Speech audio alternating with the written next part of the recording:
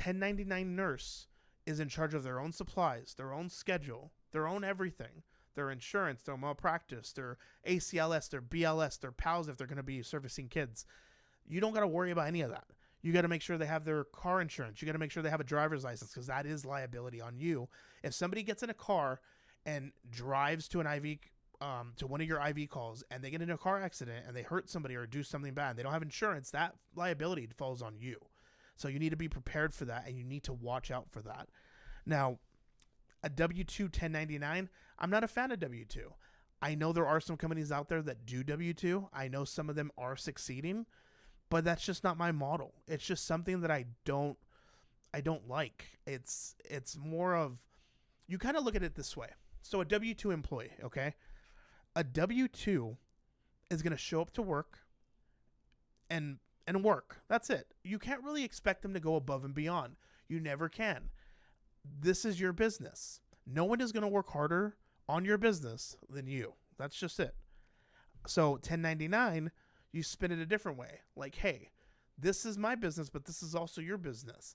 They work hard. They do hard. They're going to try and grab as many booking appointments that come through for you.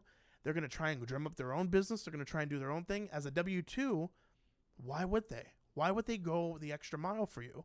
So that's how I see it. 1099 all the way. And you're not really going to change my mind unless I meet somebody that has done 10 million in sales in the mobile IV therapy space and they're running all W-2. I don't see it. I know there are a couple companies out there that do it. I don't really see them being top dog, in my opinion. So what do mobile IV therapy nurses get paid? Like, what's the commission like? So out of my companies, there are companies, and I've seen it all. I've seen 60% for the company, 40% to the nurse. I've seen 50-50. I've seen 40% to the nurse, 60% for the company. I've seen 30% to the nurse, 70% to the company. And they do some type of like per diem, or like, here's a per bag for $65 or $55 or $75. I've seen $100 a call. And it just, again, it probably works. And I'm probably being stubborn, but I've been doing this a very, very long time. And the best way to do it is 50-50. The nurse will appreciate you. It's 50% them. It's 50% you. You work your ass off in getting calls, the infrastructure, the business.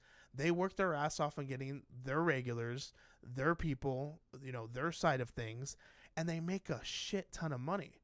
Some of you mobile IV therapy nurses out there make an insane amount of money. I think the most I've ever seen from a mobile IV therapy nurse, I think they brought in about $24,000 in 2 weeks. That's crazy. Like good for you. Like, hats off to you. Like, that's not anything off my back. I'm happy. I want people to make a ton of money in this field. But again, you got to treat your nurses correctly. 50-50 model. There are companies that are coming in, and there's other people that are coming in that are trying to hack shit and like, 45 to the nurse, 48 to the nurse, 40% to the nurse.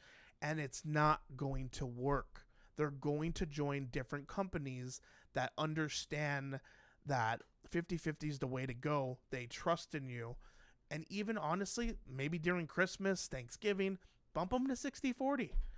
Show appreciation to the nurse. You will always have an insane mobile IV therapy business. That's it. That's how I've seen it. You start treating your nurse like shit and complaining and saying she's not doing this and like, it's just, no, that's just not what happens.